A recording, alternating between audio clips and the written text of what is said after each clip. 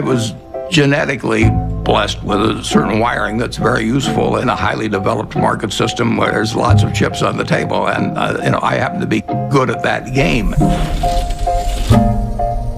Ted Williams wrote a book called The Science of Hitting, and in it he had a picture of himself at bat and the strike zone broken into, I think, 77 squares. And he said if he waited for the pitch that was really in his sweet spot, he would bat 400, and if he had to swing at something on the lower corner, he would probably bat 235. And in investing, I'm in a no-called strike business, which is the best business you can be in. I can look at 1,000 different companies, and I don't have to be right on every one of them, or even 50 of them. So I can pick the ball I want to hit. And the trick in investing is just to sit there and watch pitch after pitch go by and wait for the one right in your sweet spot. And if people are yelling, "Swing, you bum," ignore them. There's a temptation for people to act far too frequently in stocks simply because they're so liquid. Over the years, you develop a lot of filters. And I do know what I call my circle of competence. So I stay within that circle, and I don't worry about things that are outside that circle. Defining what your game is, where you're going to have an edge, is enormously important. You believe in America. Absolutely. You have said to me more than once, I would give up a year of my life just to know what the next 50 is going to be like. Yeah, even the next 4 now. I mean, why'd you pick 4? I don't know, just a number that came to me. It is just fascinating what's happened just in my lifetime. In the 86 years. I should mention one thing about reading. It was at the library here at Columbia that I wish I spent probably more time than any other student. I lived there practically, but I pulled the book out there. Happened to be Who's Who in America, and it told me something about my professor Benjamin Graham. And then I looked up and I went to the library and I said, I want to learn more about this because I learned this over here. That changed my whole life. We own Geico now because of that librarian directing me to some other book and then following through on that. It's the chance. I read about 1/5 the pace that Bill does, but I still spend 5 or 6 hours a day reading. I mean, you can learn so much. I particularly love biography. Just to be able to live the lives of these people that have been so extraordinary, the lessons and the discouragements they face, just everything about it. So you can't get enough of reading it. And I read the book when I was 19 called The Intelligent Investor, and I'd been interested in investments since I was maybe 7 or 8, but I'd read every book in the Omaha Public Library by the time I was 11. So why do you think you were interested in investing when you were 7 or 8? Because I was too dumb to get interested at 4. My dad had a very small investment firm, and I would just go down. I read all the books that he had there, waiting to go to lunch or whatever it might be, and then I went to the public library and read them all, and it just was a fascinating subject to me. But I didn't have any. I knew what everybody thought and all of that at an early age, but what Graham wrote made sense. To investing per se, is there something about your core competence that made investing the perfect place for you to be? Yeah, it certainly wasn't be a pro football player. I looked. It was a question of zeroing out all the other incompetencies, and I was left with one thing, Just the allocation of capital.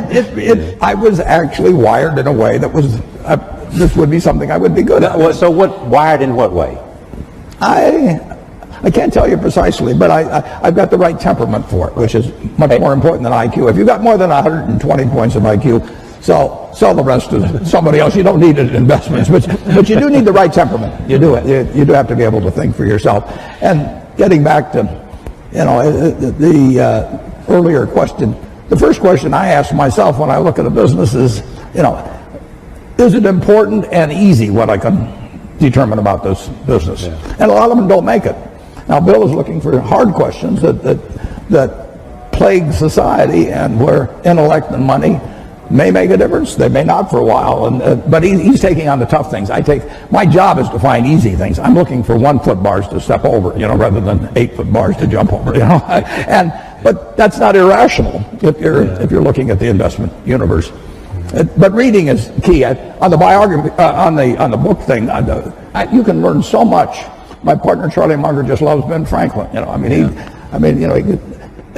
You can learn from other people and their mistakes, and I find biography is my favorite. Warren, you have often said you still tap dance to work. Absolutely. Because you can paint with your own colors. Yeah, I'm as excited about tomorrow in terms of what's going to happen as I was when I started. I was having a lot of fun when I started, but I'm having just as much fun now. And when I was here at Columbia, I had this terrible fear. It was impossible for me to speak in public. I wasn't able to do it. I actually read an ad in the New York Times. I went down to Midtown, signed up for a course, gave the guy a check, and then stopped payment on the check. I just petrified. But finally, and actually, after you get through hearing me today, maybe you'll wish I'd stayed afraid of public speaking, but that's another question. When I got out to Omaha, I finally decided I just had to do it, so I gave a guy $100 in cash, and once I parted with $100 in cash, I'd jump off the Grand Canyon to get my money's worth. So, but it changed my life. But I would say this: don't fear failure. Almost everything that's turned out, I got turned down by Harvard. The best thing that ever happened, among other some good things that happened that didn't seem good at the time. Don't worry about. And don't let it eat at you or look back. Just keep going, because you're going to have some things and forget them. Go forward. All right, I want to go to the back of the room, right back there, wherever number 3 is. Hi, my name is Matthew Mann. I'm a first year at Columbia Business School. Both of you had a moment where you went out on your own. And I guess my question would be, if you were to do it all over again, you're in our shoes, what industry would that be in? Where would you start your own business today? I'd do the same thing. Yeah. For one thing, I'd be a failure at anything else probably. I'm not gonna, I had fun when I was in my 20s, my 30s. Now I'm 86 and I'm having fun. And so I advise students, as much as possible, look for the job that you would take if you didn't need a job. Don't sleepwalk through life, and don't say it's all going to be great. I'll do this and I'll do that, and I'm just marking time to get to be older. As I've told people, that's like saving up sex for your old age. It just is not it is not a good idea. Yeah.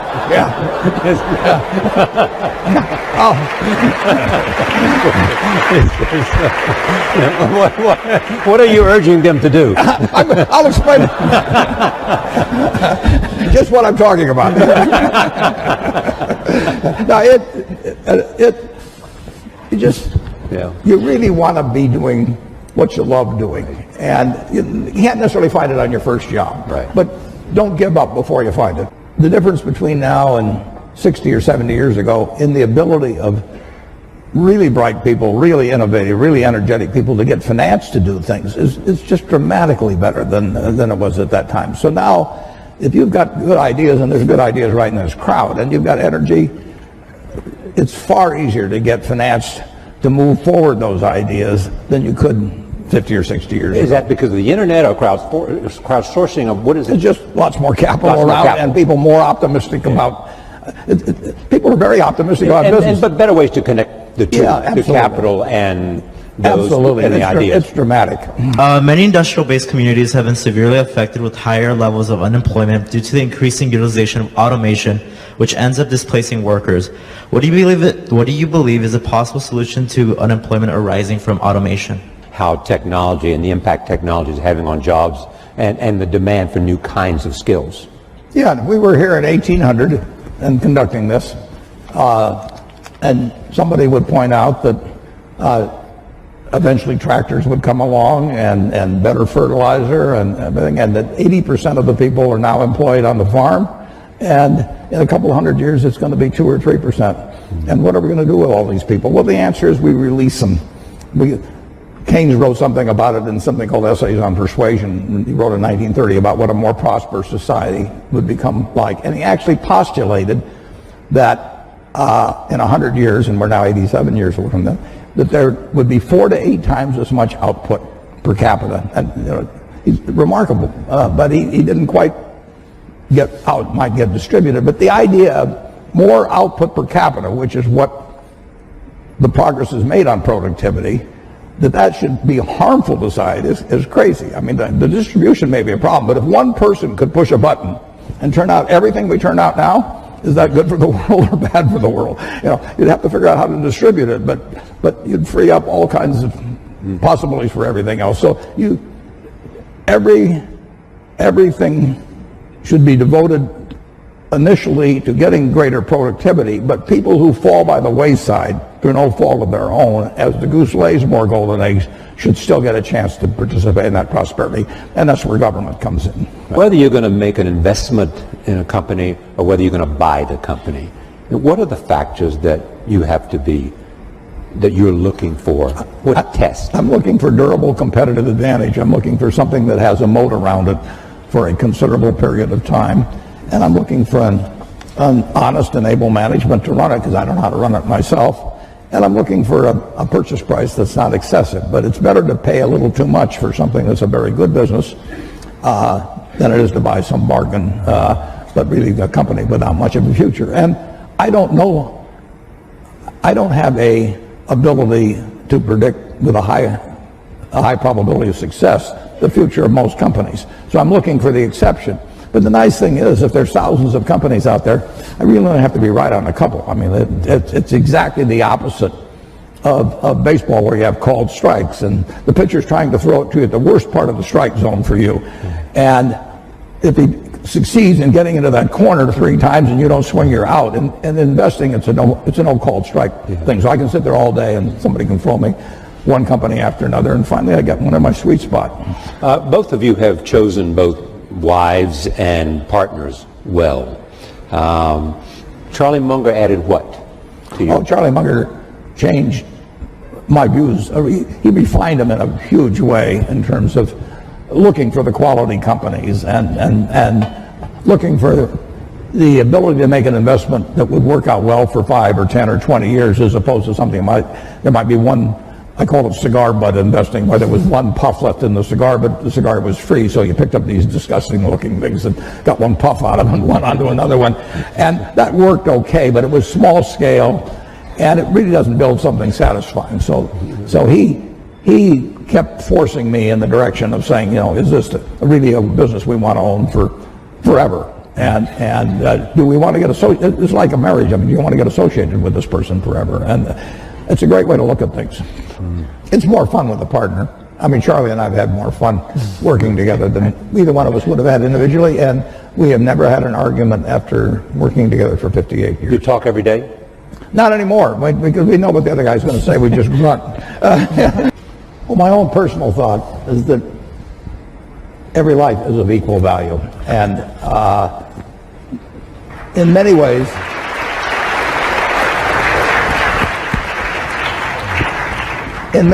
if you have a limited number of dollars, you actually can do more for more people outside the United States. We do have greater resources here for our 320 million people than exists around the world for 7+ billion people. So if you can improve the lot of more people by intelligently spending $1 billion or any other number in other areas of the world actually than here. And coming from Omaha and having the money I have, people can say, well, why not spend it all in Omaha? You know, you grew up here in Omaha, it's done all kinds of things for you, and I absolutely acknowledge that. But in the end, if I've got X dollars to spend, I can make life better for more people if I can have it intelligently allocated in other parts of the world, actually, than the United States. And that draws a fair amount of criticism, but you know, I live with it because that's just what I believe. All lives have equal value is really the driving force Absolutely. behind I mean, the foundation. I'm an accident. I won the ovarian lottery when I was born in the United States in 1930. It was 40-1 against me. I was male. Now it's 80-1 against being a male in the United States in 1930. I was just plain lucky. My life had been far different. Bill always said if I'd been born a long time ago, I'd have been some animal's lunch, because I can't run fast and I can't climb trees and everything else. And I'd be saying, I allocate capital, you know. It wouldn't work. And, you know, I was lucky. But 79 out of the 80 weren't as lucky as I was at that time. If you go back 100 or 150 years, people got wealthy by making some money from the first oil refinery or still a mill and building another one, and Henry Ford would build a plant to build cars, and then it would be from retained earnings, which eventually turned into cash. Now you can get rich very young just by having an idea, and you can get that idea monetized and capitalized in a way that you cannot believe. So we are particularly interested in getting younger people interested in philanthropy, because there are huge fortunes by people that are now in their 20s and 30s, and just think about the potential for that group. And so this thing has worked out way, way better, including getting younger people to join us. Are there any major life lessons that you two have learned through your personal experiences? Well, it's a very important question, and the more you will move in the direction of the people that you associate with. So it's important to associate with people that are better than yourself, and actually the most important decision many of you make, not all of you, will be the spouse you choose. Right. And you want to associate with people who are the kind of person you'd like to be. You'll move in that direction, and the most important person by far in that respect is your spouse. I can't overemphasize how important that is, and you're right. The friends you have, they will form you as you go through life, and make some good friends, keep them for the rest of your life, but have them be people that you admire as well as like. You have said to me about Susie, your late wife, I was a mess until I met Susie. I think that's understating it. Yeah, no, she changed my life. I mean, there's no question about that. How did she change your life? Well, I was a very lopsided, not well-adjusted person who happened to be very good at one thing, and she put me together. I mean, and it wasn't overnight either. I mean, but she just had that little sprinkling can, and finally she saw a few sprouts come up. Was it a coming together of opposites, or? No, I wouldn't say that. We had very similar values. We were in sync, yeah. Big in a very big way, but she was way more mature than I was. She was 19 when we got married. I was 21, but I was about 12 emotionally, and she put me together. And like I say, it took time, but it changed my life. I mean, I would not have had anything like the life I have had. And what did Charlie Munger add? Well, Charlie Munger is my partner of 57 or 58 years, and he's extremely wise. He's a wonderful friend. We've been partners that time, and he's strong-minded. I'm strong-minded. We disagree. Sometimes we have never had an argument in that whole time, and we never will. And never had an argument? Never had an argument. I will. That's absolutely true. You must disagree on it. Absolutely, we disagree. But so if you disagree, how do you decide to? Well, what he says at the end is, when we disagree, he says, well, Warren, you'll end up agreeing with me because you're smart and I'm right. I mean, where do I attack that particular problem? But you'll figure out I'm right. Often he's right. I have to say that. No, listen, I respect his opinion enormously whenever he gives it to me. I respect Bill's opinion. I mean, it's more fun doing things with partners. And I mean, the most fun is obviously a marriage partner, and that's the most important relationship. But having a business partner, if I'd done everything I'd done, it wouldn't have worked out this way. But let's say I got double the results. It's been more fun doing it with Charlie. Are you interested in technology? I don't have enough. I don't think I have a natural bent that way to start with, and I'd be so far behind. I never would catch up with people that have been working on it, and it would not be a game I would be winning. Is a principal criteria for you understanding the business? Yeah, I have to understand the business, and there are lots of businesses that I don't understand. Some of them may be almost ununderstandable, and others are just outside my sphere of confidence. But you do have people now that do have that kind of expertise, or you have brought in. I have two people who themselves have different circles of competence, but they aren't chosen because they have a different circle or anything. There's a lot of overlap. There's overlap between them, and the important thing, is not how. It's nice to have a huge circle of competence. It's much more important to know where the limits are of it.